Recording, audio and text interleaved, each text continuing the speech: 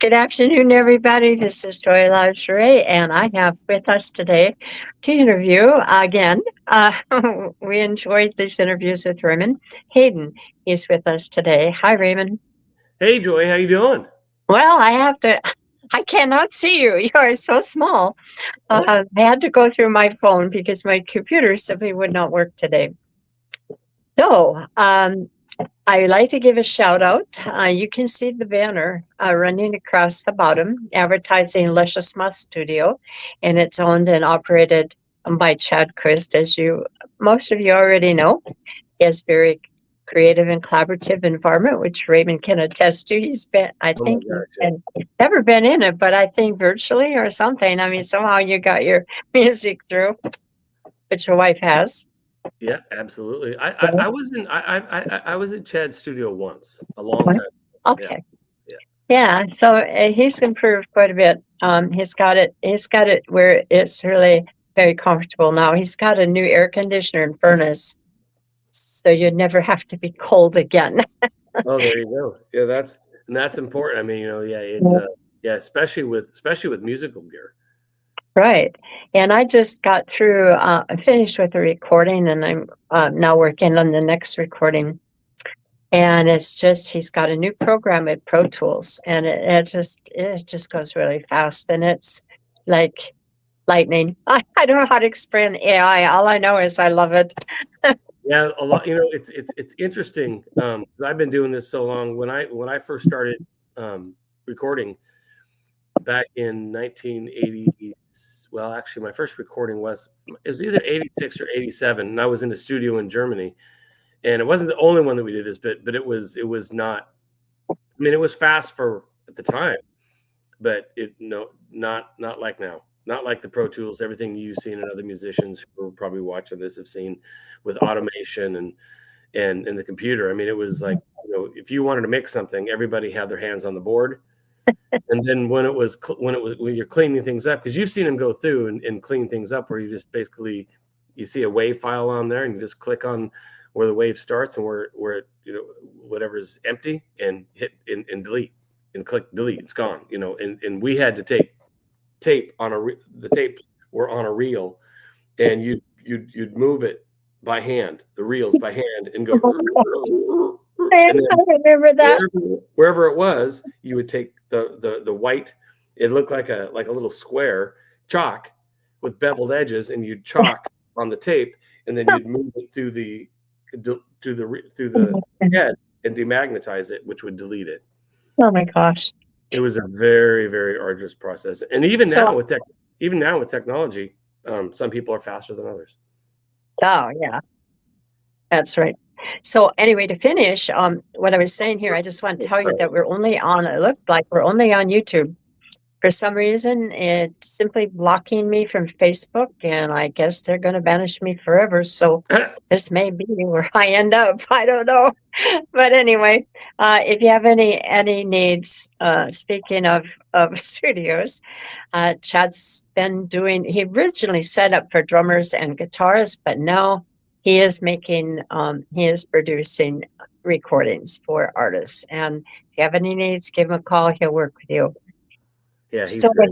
yeah, with that being said, and I did my commercial now, and I found out they were only on one channel, but we may not get any questions, but at least it's recording. So that's at least, at most, it doesn't record on my channel, but it does record on Facebook.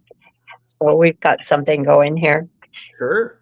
Yeah, I've been watching you and following you and listening to your music, and this latest one, is it called Lumify?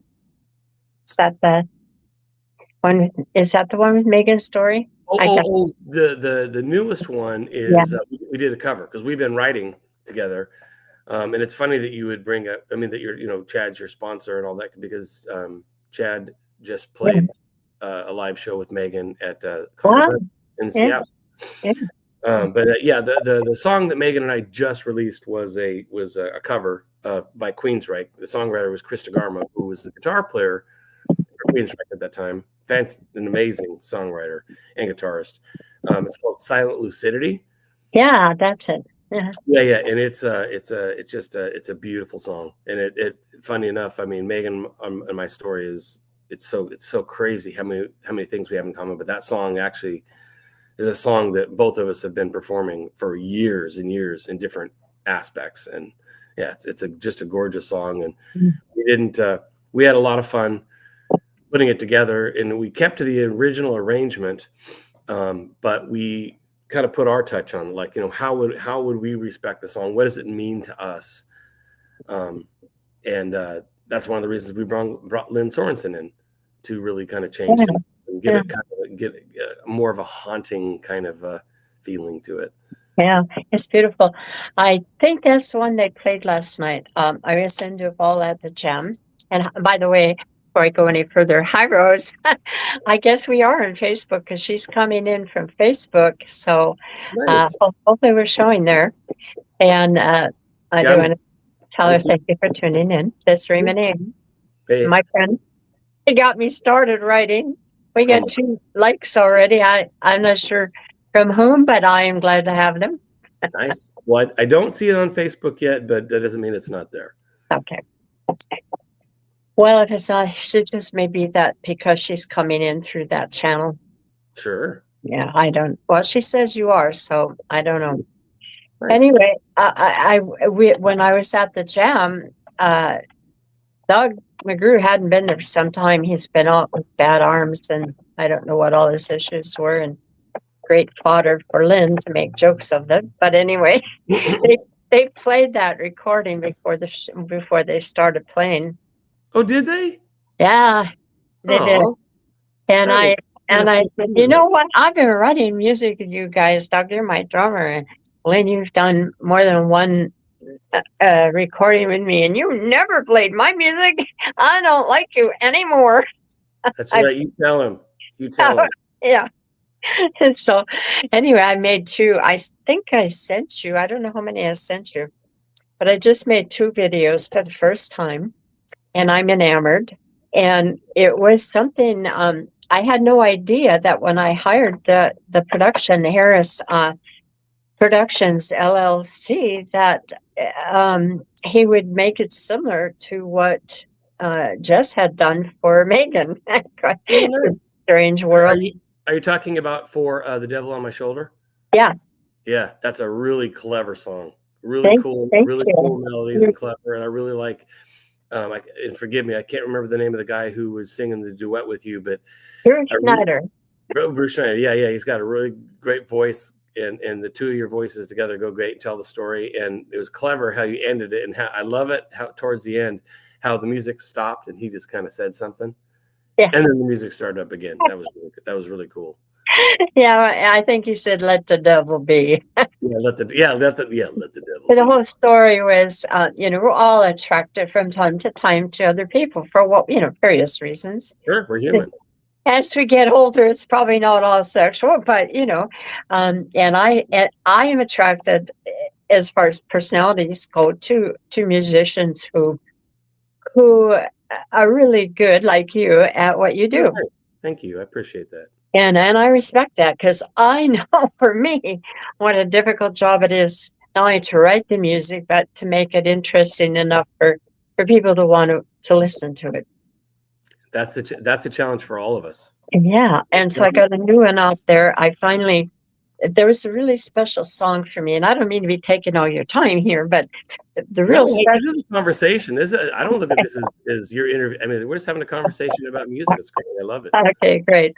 So anyway, this song is about my daughter and her husband, and how their marriage broke apart after they had 2 children, and how they dealt with it. They were both soldiers, and he was a copter gunner, and she was in combat, and their marriage fell apart. They got married the second time. It fell apart again. And a lot of it had to do, I believe, and this is why I wrote the song, about PTSD.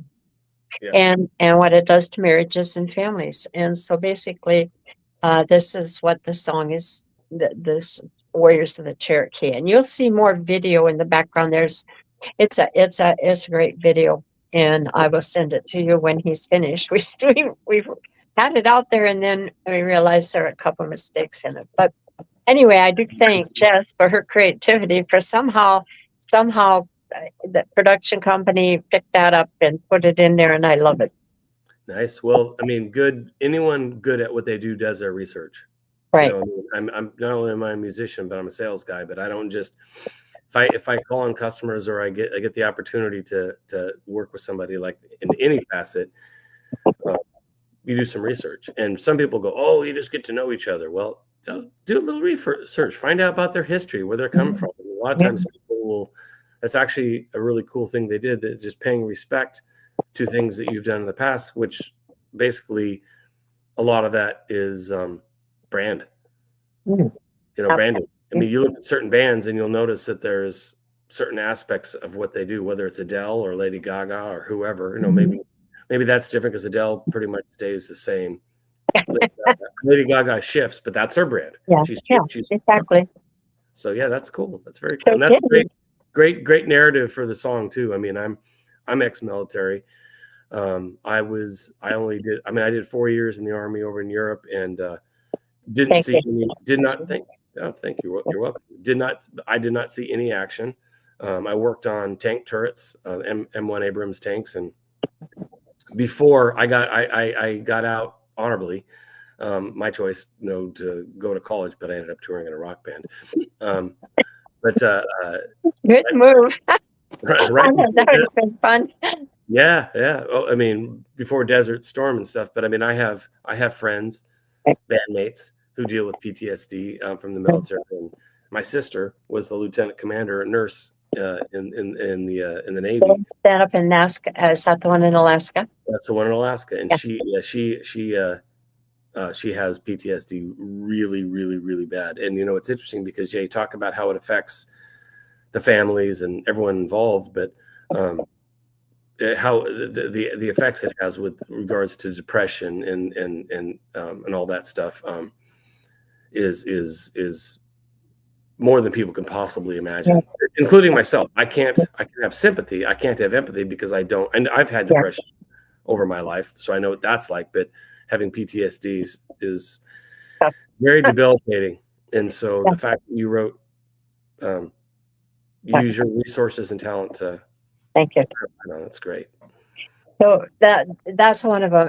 And the other thing I want to say about that, my daughter, my youngest daughter, is now out of the fire department in Oregon, and but I can't remember how many years. And there's an awful lot of them, and she's had PTSD struggles really bad. I mean, she's not the only member of the family, but I've never delved into that with her because I didn't want to trigger anything, because there are triggers with PTSD that bring these people back to these places. And before it occurred, I was married to an Army officer, and he was Vietnam, and he would get triggered. He would literally lay under the bed in the fetal position if I was yelling, if I raised my voice, and he would just stay in that position until he got over it and we'd come out. I mean, that's bizarre, but that's really what happens to some of them. It's just Oh yeah, and worse. I mean, it's a big deal, and that's one of the most powerful things. Not to take it on a site, a different direction, but as artists, I think it's super important that we use our gift with music to shine a light on it, because you could, and there's a lot of people who do, and I'm not criticizing them doing this, but going on, it's really easy to go on and see what other people are posting about politics or whatever's going on, the nastiness in the world right now, and just post it and say, that's easy. And I'm not saying that's a bad thing, shining a light, but the thing is I see it happening so fast. There is no possible way that people can research to know what truth is in it, what's propaganda. But having talents, whether you're a songwriter like us, or you're a painter, or you're a poet, or whatever, to write about it, shine a light on in a different way that gets people to hear it, see it, feel it, in a way that can actually affect change and make a difference rather than just contribute to the ongoing nastiness. Right. I have another comment about that. Prior to that, I wrote a song about my son's suicide called, and I had Lynn played the violin in it, and it was called Lavender Fields. And that one was to shed light on suicide in the military. But this one, when I started writing it, and I believe this one came out after Lavender Fields, a lot of people don't know this, but of all the groups within the military, the indigenous people are more likely to commit suicide and have severe post-traumatic stress disturbances than any other group of people in the military. Yeah, Interesting. I researched that off the government, things that they put in there about what's happening to different members in the research that they're doing in that area. So that's why I framed it in that way. I mean, I could have written it in a lot of different ways, I guess, but I think that people forget or they don't know what it's like to have these soldiers or sailors or military personnel come home and act the way they're acting. I mean, it's not understood as well as maybe it should be. And so hopefully I got the message out there. I don't know. I never, they send me statistics and everything else, but you don't really know how much is penetrating. Well, if you honest to God, I mean, I used to, when I was younger, I used to, when I first started doing this, it was all about getting a record deal and girls and this and that and blah, blah, blah. Yeah. And then when you realize, I mean, how difficult it was back then, and it's even more difficult in a lot of ways now. Mhm. It's if you affect one person, you've changed one life. I mean, that's seriously. Now, that's not like something that, someone who is, conceded to not be on the big stage, but now we're all on the big stage. Everyone has access to what we do. So if you affect one person, and there's another thing that's really powerful that I've learned, and I could just give you just numerous examples of, you don't ever know who's watching and listening. You don't.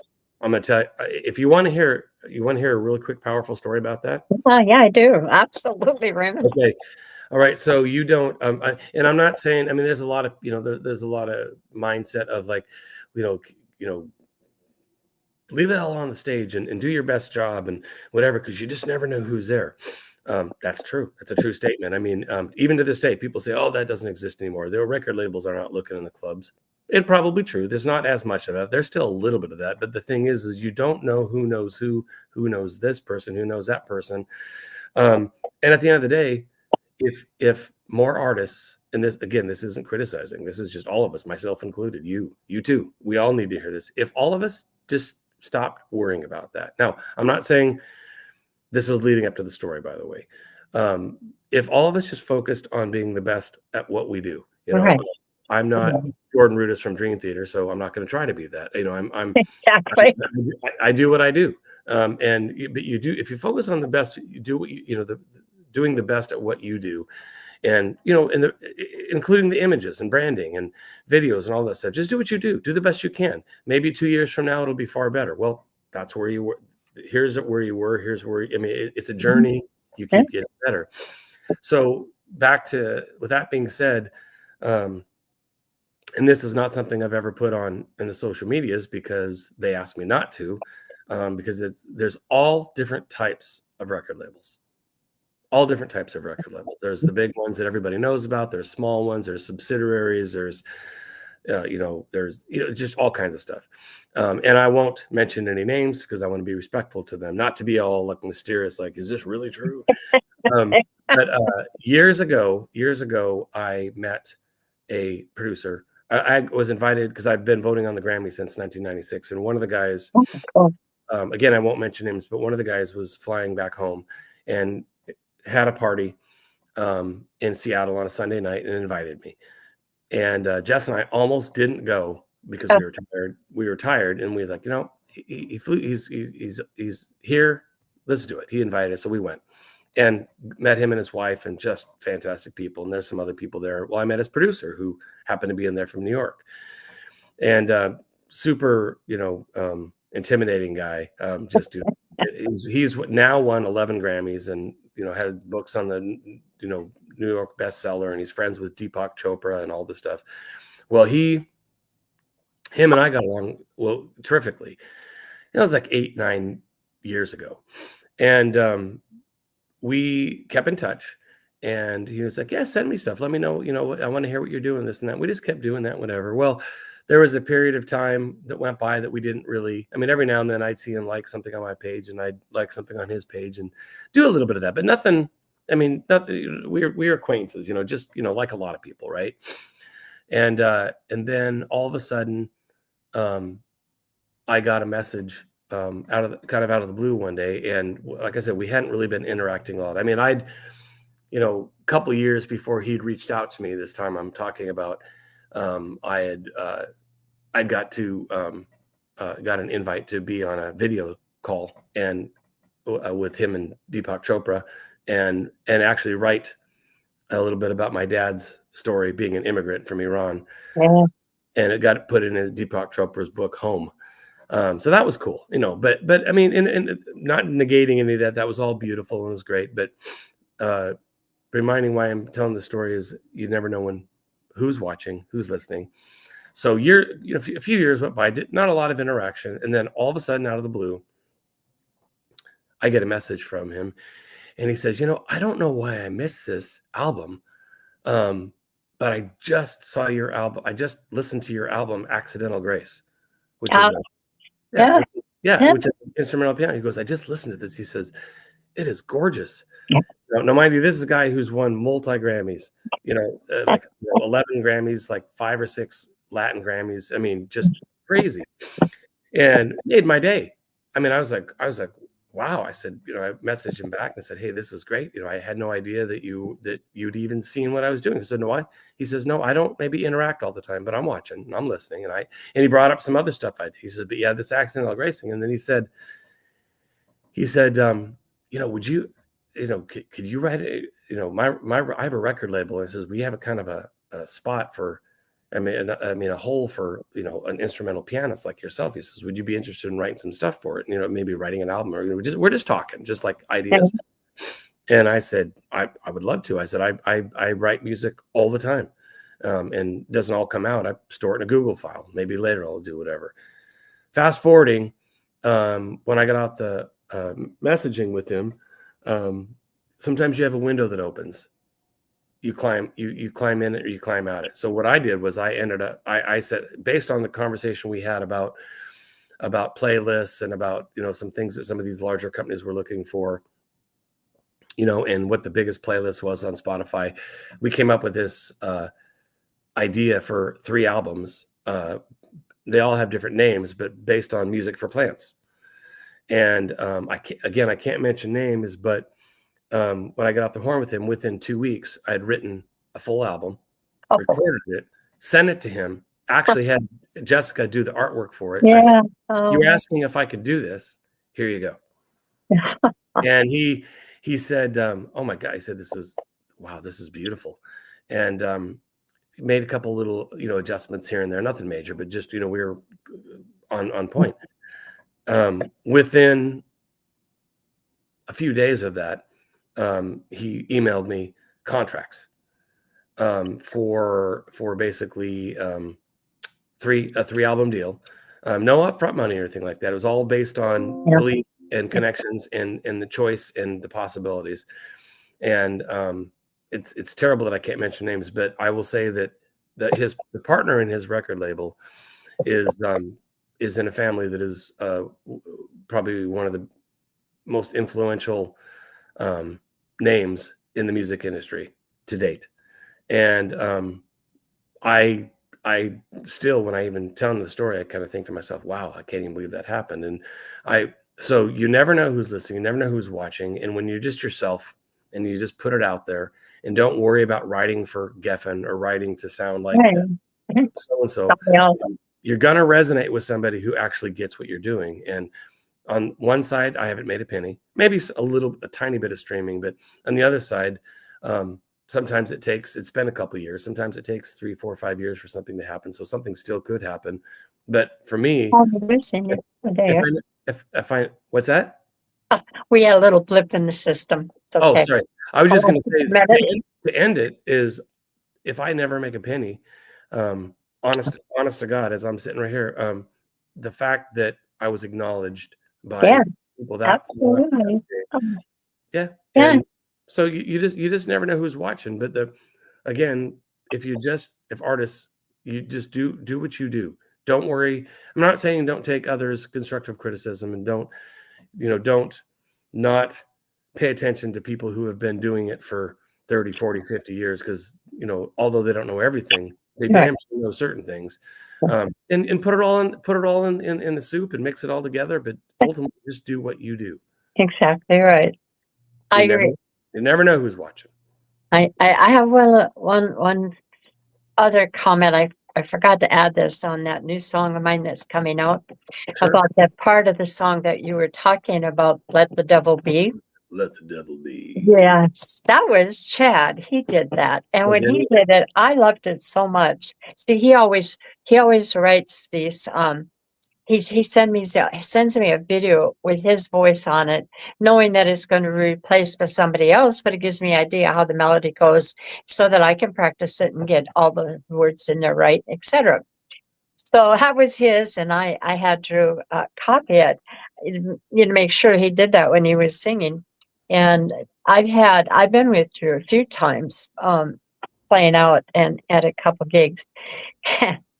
And I just loved his playing. I loved the sound of his voice. He's just a really calm, just a great man, good musician. It says he struggles to learn, and I'm like, oh, I don't think so. It's inbred, Everyone's at a different degree. Right. And so the whole idea of putting that song together, and a lot of people told me, no, they didn't want to do it for various reasons.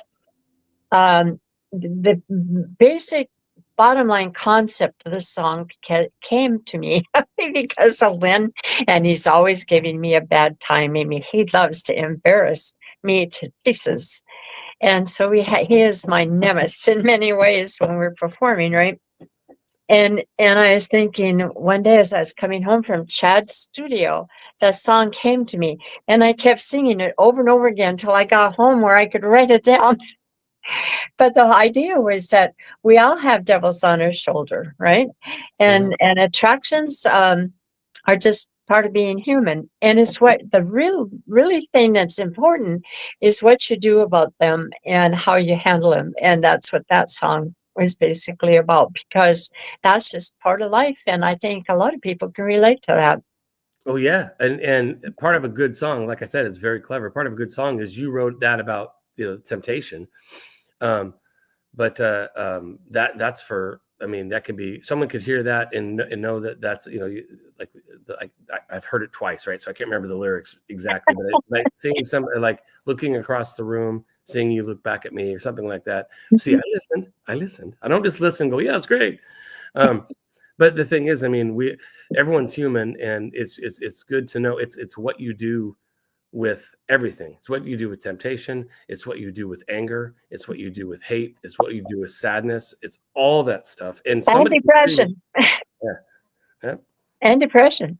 And depression. Yeah, that's what I'm saying. It's what you do with it. I mean, and trust me, and realizing things that attribute to that, right? I mean, it kind of sounds corny, and I don't mean to sound corny when we're talking about depression, but alcohol exacerbates things.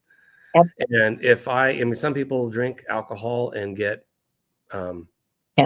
violent. Me personally, if I have something that's I'm really, it's in my head. I'm not letting it manifest and affect who I am and whatever, but it's in my head.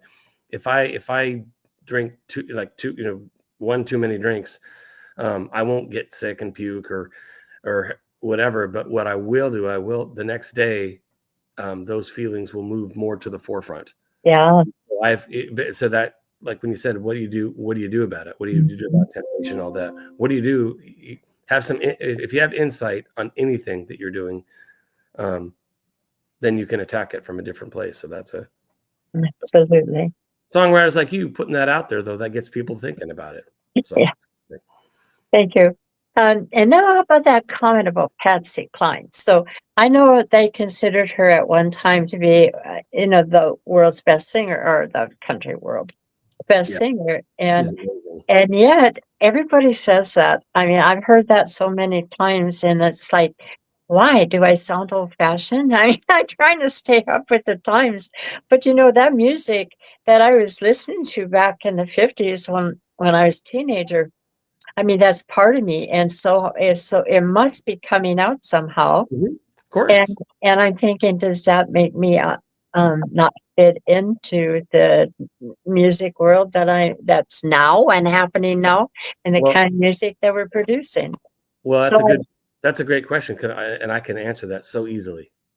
Go back to what I said about just being yourself, right? Now, if you say everything you said, if does your specific type of music, does it fit in with Kendrick Lamar and Lady Gaga and Beyonce and blah blah blah? No, of course not. I mean, that's why there's 1,000+ genres out there. I mean, you do what you do, because here's the thing: there's how many hundreds of billions of people on this planet, and of all different ages, and not just old people like Patsy Cline, young people. When Jessica does the like she's done for like a decade, the Patsy Cline tribute at the Triple Door, yes. there's all ages there.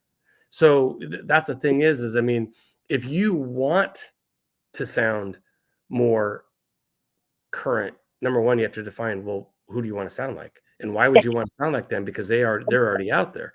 I can tell you that I mean, I immediately think Patsy Cline, because of your voice, because of the tempo and the way you sing, and and the arrangements of the songs, but it doesn't sound like production from 20 years ago. I mean, the stuff that the way that's being produced is great. I mean, the guitars and the steel and all and everything. It's So you don't get caught up in anything other than if it's something that you're writing and it's from the heart and you enjoy it. Then if some artists get upset when people compare them, but it's like it's the biggest compliment, because most people, even us musicians, when we hear something, our brain is a library.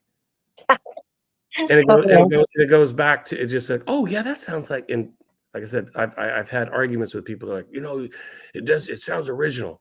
Well, of course it sounds original, but it also, and why not? I mean, I'm a big Toto fan, Chicago fan, Pink Floyd. I love all kinds of music, but if you tear some of my music down, and if somebody ever comes up and goes, oh man, that part is just like that Toto song, Yeah. I'm gonna give him a hug. I mean, it's so Okay. yeah. So Yeah. no, you're fine. I mean, your production sounds current and relevant. It just your voice and the way that you write is it's very similar. It doesn't sound just like it, but it's very similar. Right. I mean, she had a very short and very successful career. Yeah, that girl had quite a life. Yeah. So moving on from there, what is, I mean, I know you're working with Megan, and now I know Megan a little better. What a voice. Yeah, she's got a great soulful Natalie Merchant sounding voice. I don't know Natalie Merchant, but I'll have to look it up. So Jess, you don't have to talk about this. I mean, I'm just asking to ask and to find out, but if you don't have to address it. But I'm wondering what's going on with Jess. What's happening? I know she was, the last time I talked to you guys, she was pretty heavily into the production part of the music. What's going on there? She just pivoted. And it's so there's so much that happened. I will just say that like a lot of people, like businesses shut down, whatever, COVID affected her in a way, from both a musician standpoint and from a business standpoint, where building up before, in the end of 2019, we made a decision, her and I, to invest a lot of money, resources into flying her and her band all over the country to Right. to get these bigger shows. And it was happening. they were coming in. I mean, God, by the first part of February, she had like 17 contracts signed. I mean, and bigger shows, bigger money. It was all the right stuff. The investment was absolutely great. And then COVID happened, and all the investment gone, all those opportunities gone. And then when we started kind of pulling out of COVID, if you will, because that was a weird time, right? Because every state was different, but some of the contracts came back, but then there was tons of negotiation because prices for rental cars, for hotels, I mean, you name it, Crimea River, right? But everything went up, so the prices had to change, and not all the shows came back. And so they'd be, and Lynn was in her band. Doug McGrew was one of her 2 drummers, one of her 3 drummers. Sorry, I see them I saw them every Sunday night, so I got filled in. yeah, exactly. So it just got to the point where it stole the joy of performing live. And after 13, 14 years of doing it, it would take a lot, because you know how strong a woman she is, and from a business standpoint, it just didn't make any sense. Yeah, it just didn't make any sense. I mean, if you're touring as a solo artist in a duo, it's still difficult, but it's easier. But when you have more mouths to feed, and so it just didn't make sense, and it just all that put together, she lost the joy for performing live. So when I say she pivoted, she took a tiny little break of just kind of regather her thoughts. And so all of her focus now because she's signed to a publisher, 3 Minutes Away Music Publishing, with Marilyn Anderson in Nashville. And she's been there for a while. So she works for her. She gets compensated as a songwriter. And she's going to Nashville again in March. And so her focus has predominantly been recording and co-writing with other artists. And in the last 6 to 8 months, she sold 2 or 3 songs to up and coming artists, and so she's still doing that and producing great music. Just keeps getting better and better. And so that's the thing, is just it was a victim of COVID. But instead of, like you said, what do we do with temptation? What do we do with all this stuff? What she decided to do was pivot to more of the focus on the other things. So that's what she's been doing. Yeah, I have a real hard time getting gigs because the people that I use are some of the, I think they're some of the best in this area, like Doug and Lynn and Drew Schneider, who is on my recording.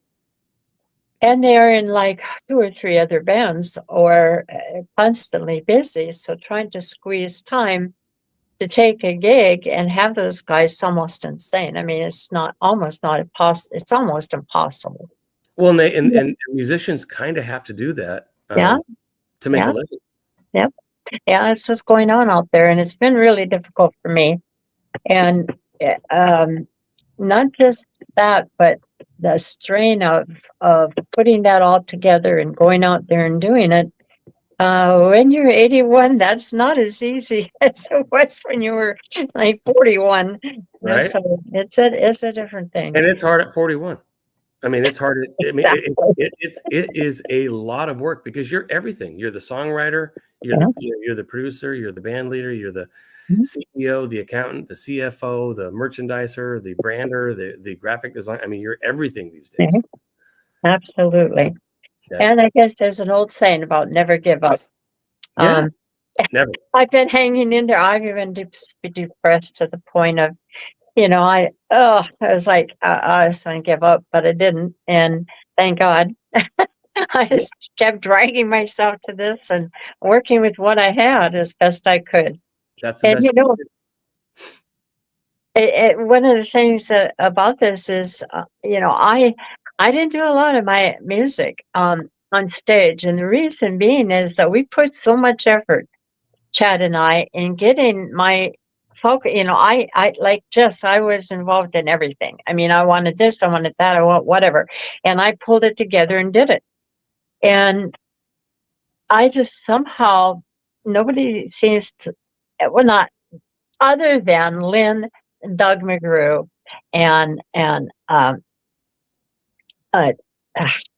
Drew.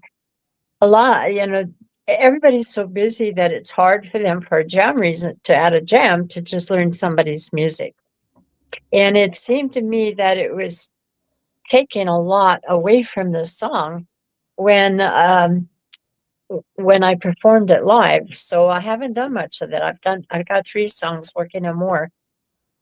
So I came across a friend of mine I had played at a birthday party. He has Harrison Production LLC. And I talked to him, and the next thing I knew, we were making these hits. And I'm going to do Lavender Fields next. And it was like, oh, I finally, people can see it. They can see it through another sense. And to me, that just sort of compensates for all the things that are not happening live. And like you said, you make no money even if you're out touring because of the cost. Yeah, and if you want the veteran skilled artists, they charge, and Yeah. they should. So I mean, you can. I mean, I won't speak for any other name artists because I won't ever do that. But I mean, I know plenty of artists who go do shows and end up, when the night's over, they $300-400 out of their own pocket. Yep. To play live. That's how bad. But that's passion. I mean, but the thing is, hey, if that's what you want to do and you're enjoying it, then do it. I mean, yeah, why not? I mean, I haven't got that many more years left to do it, Raymond. Well, exactly. Well, and that's the thing is, if your goal is to go out there and make a living and do whatever, then yeah, it's a different thing, and it takes time, and I don't care what you do, not just musicians. The 10,000 hour thing, that's a real thing. I mean, I am wherever I am skill wise or whatever is because I have been doing this for 40 years. And I mean, it doesn't mean you have to do it for 40 years because my goal changed over the years. I mean, I've had a day job. I've been a career sales guy for 30 years, and I'm fine with that because of the fact that a while back, I started seeing how difficult it was for original bands. And so, and then I realized, okay, well, the biggest thing that motivated me wasn't wanting to make a living as a musician. It was actually wanting to make a difference. So that's what has driven me. Over the years. And it's difficult. But the thing is, if you love it, you'll find a way. Right. And it may look different. You interviewed Megan last week, and I was the only band I've been playing with. I've been doing a ton of studio work from people all over. They're sending me songs and me laying keyboards at my home, office or my home studio on my my keyboard and laptop and sending it back and doing been a ton of that. But the only band I've been playing with, Grieve the Astronaut hasn't got kind of put on hiatus. That's a whole different story. But Strangely All Right for probably 12 years. Great band, great musicians, and we're on hiatus right now.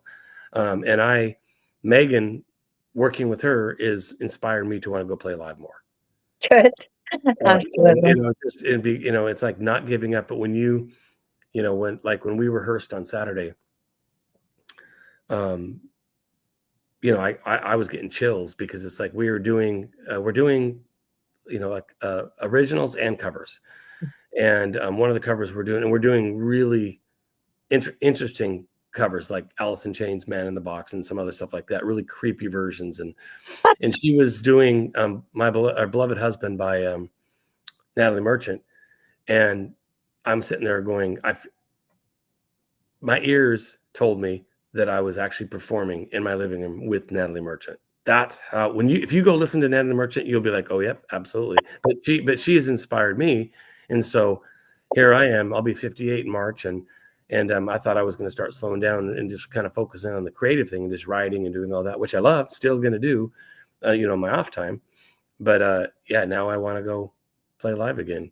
You just never know. But it comes back to what we said in the beginning. It's because her and I met and connected because she was being who she was and I was being who I was and not trying to be anything else. And it matched. When people stop forcing it to happen, it happens. It happens. And it's easy to say, it's true. As long as you keep at it, but when you stop forcing it, trying to compare yourself to other people, I mean, someone gets up there in front of you and, like whether it's you or me, right? It's a younger girl or a younger guy, and they get up there and they got, the suave, and they look great, and they're good looking, they're young, and they get up there and they're just powerful as hell, they're doing whatever. You can't let that affect you. Just walk up to them after they're set and just give them a hug or give them a handshake and say, wow, that was inspiring. That was so great. I wish I was as good as you. No. Just because we're all different. Last thing on this rant, if you think about the music industry and you look at a spectrum, and on the left-hand side, you put Kurt Cobain from Nirvana. Now, I'm not putting him on the left onto one side because he's not good. He's a great songwriter, tortured soul, but, great songwriter, love his songs, great melodies, lyrics. He was writing from where he was from. The record label didn't say, hey guys, wear plaid, wear, whatever. It's, no, they were being who they were. And that's why they were successful, because the other element is luck and timing. And at that time, that's what people needed to hear in a subset of people. But you look at it from one side, Kurt Cobain over here, and then over here, Freddie Mercury. Right? I mean, they're both super talented. In their own way, and they're very different. Both very different, and both just as successful. And then you throw in other people in there like Shania Twain and Seal and Sting and the Police and, Marvin Gaye. I mean, Alicia Keys. I mean, Kendrick Lamar. I mean, on and on. They're all different. All different. Kendrick. So Lady Gaga is really big, right? Or Def Leppard's really big, right? They're still selling arenas and doing whatever. Kendrick Lamar's not trying to be like Def Leppard. Kendrick Lamar's not trying to be like Jay-Z. Jay-Z's not trying to be like, Nickelback. I mean, you know what I mean? Everyone just that's why any chance I get to talk to someone like you, and I'm so honored that you asked me to do this again, is just get the message out there. And if one person hears it, just be yourself. Yeah. Stop focusing on the other thing, and it will come. Take a chance. What does it hurt? Yeah. I've been promoted. Do you realize that since you were on here the very first time, I've been promoting and doing this for 3 years. I realized that the other day when you asked me. I kind of was like, whoa, she's been doing this a while. Yeah. And I've had a lot of conversations with, artists that are just starting or I had one artist, we were talking and I had invited to him and so forth. And then I asked him a question, well, what are you going to do in the future? I mean, what are your plans you have like a 5-year plan, or, what is your future looking like? And he said, well, I'm dying. And then he explained what he was dying of, and I almost fell off my chair. I mean, but that was him, and that was where he was at. But he was still willing to share his condition and the fact that he was still a musician and still working on that until most likely the good Lord takes him. Powerful. Very, very, very. That's very very vulnerable thing for someone to share. Right. I also have another man who I just totally adore. His name is Doug Cox, and he lives in Vancouver, Washington. His wife is a psychic, and she did a thing for me, and I never had that happen.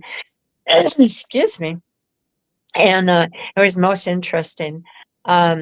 Anyway, he's blind, and he now has it, and he's got a band, and he's a great musician, but every now and then he falls off stage.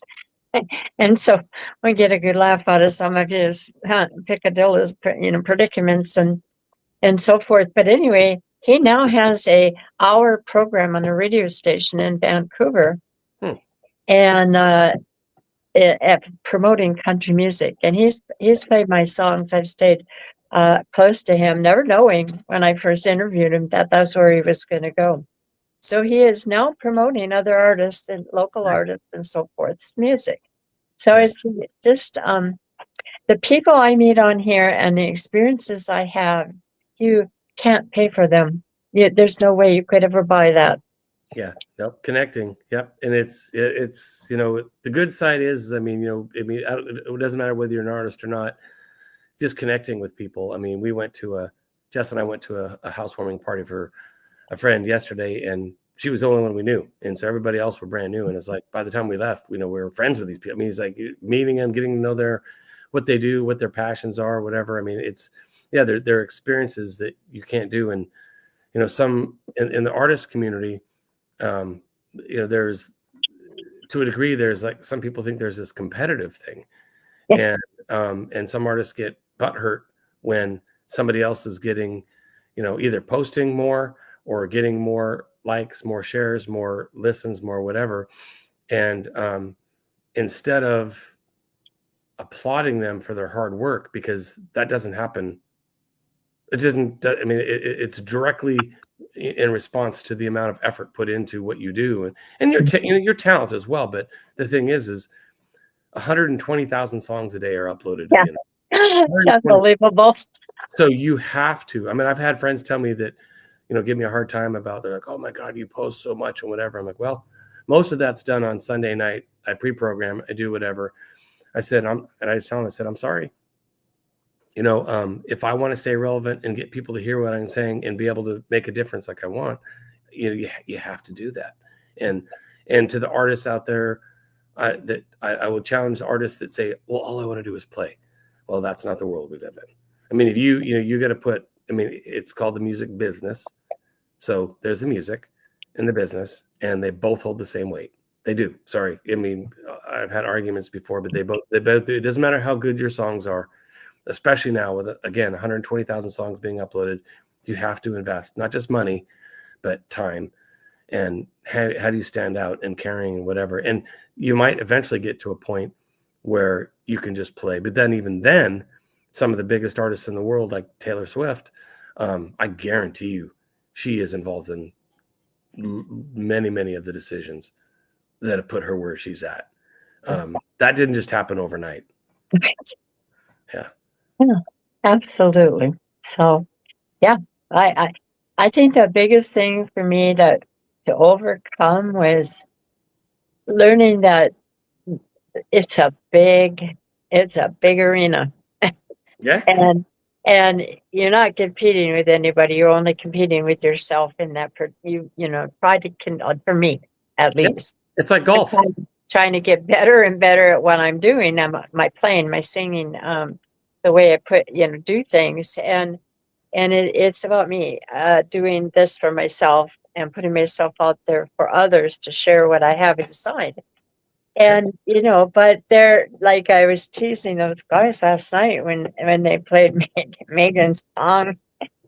I'm like, it was a twinge there. I mean, I will admit, but then I thought, well, she's worked for that.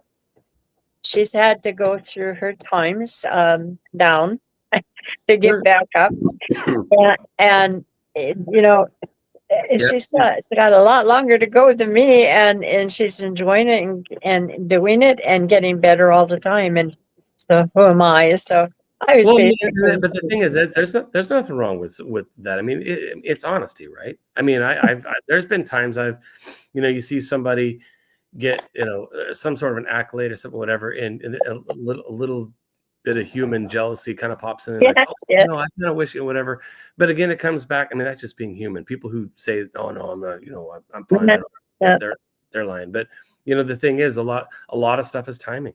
The fact that Megan is working with Doug, has been for a little bit, and now she's in the studio recording a couple songs with Lynn. A lot of it could just be timing in front of mine, and I mean, you just never know. But the other stuff is just human. I mean, ultimately, at the end of the day, we just have to applaud each other for doing the best they can, and getting right back to what you do about the failing. Yeah, exactly. And dealing with that, but don't focus on it. I mean, if somebody comes up to you at the end of the show, and don't listen, I'm not the Walt Disney of the music world here, because I've had my feelings hurt and doing whatever, but I've learned over the years, because I try to learn from stuff. And that is, if someone comes up to you or online, because people are cowards, they can just hide behind a keyboard. Yeah. A friend of mine in LA is writing a song called Cowboy Keyboard. Or Keyboard Cowboy, sorry. But if somebody comes up to you at a show, or you hear them talking, or whatever, and says, and just say, "Oh, they're terrible," and blah blah blah, there's only one response. And I'm not saying your feelings might not be hurt, but there's only one response, and that's, "Hey, thanks for listening." Yeah, Because exactly. They At least they listened. Absolutely. Yeah. And everybody has different tastes. I mean, as much as I love Pink Floyd, I know there's some friends of mine who just think they're garbage. I've got one like that. They keep playing that song. I thought I was going to do it because I was challenged by Lynn. Walk This Way, and man, I'll tell you what, that guy. And right now his name escapes me. He's an Indian. I know he's got Indian blood in him. Steven Tyler? Yeah, that's it. His song "Walk This Way," isn't that the name of it? Yep, Walk This Way. The words and the concept of that song to me was just intolerable. I couldn't sing the song. I tried to even change the words to make it more palatable, but I just couldn't do it. I never did get that money. He said, "I'll give you all the money, Lynn. I'll give you all the money in my pocket if you learn and do that song." And I just have not been able to do it. Yeah. Well, you got to resonate with it, right? Yeah. But I love the music of the band. I mean, it's not that. And I love the music of the song. I just don't like the words. What's the concept? I didn't start. I get you. It doesn't affect me as much. I've never really been a lyricist person until Jessica, and then I started hearing her lyrics, and I was like, "Oh my God, great!" I mean, but still, I'm even with that being said, most of what I listen to is the melody and the riffs and the dynamics, and what sound did the keyboard player use? Why, when David Gilmour bends his guitar strings, the way that and so for me, like I've got videos where people have taken of me where I've drank way too much singing an AC/DC song, and I really don't even know what the songs are about. I mean, some of them, yeah, but I mean, it's just like fun, but that's because I'm not really a lyric person. I mean, I write lyrics and I've done that, but it's just you're a pianist. but back to your thing is, I mean, you have to resonate with it. I mean, when Megan and I sat down, because the biggest thing I'm doing right now is working with Megan Story. We met at the Washington Independent Music Awards last year. She won an award, I won an award, and we just the initial thing was like, oh, let's write one song. That'd be fun, and it was so easy. And I mean, and now, we've got 4 out. One getting ready to record "Ghosts in Those Shadows." She just took one of my songs and wrote lyrics to it, sent me the recording of her singing called "Silent Observer," and we have 12 or 13 more. We have a Google file with everything we do, progress, whatever. But there's a file that whenever I write a song, I sit down at the piano, put my phone up, record it, and throw it in there. So she constantly has songs to go and grab from and see if they inspire her.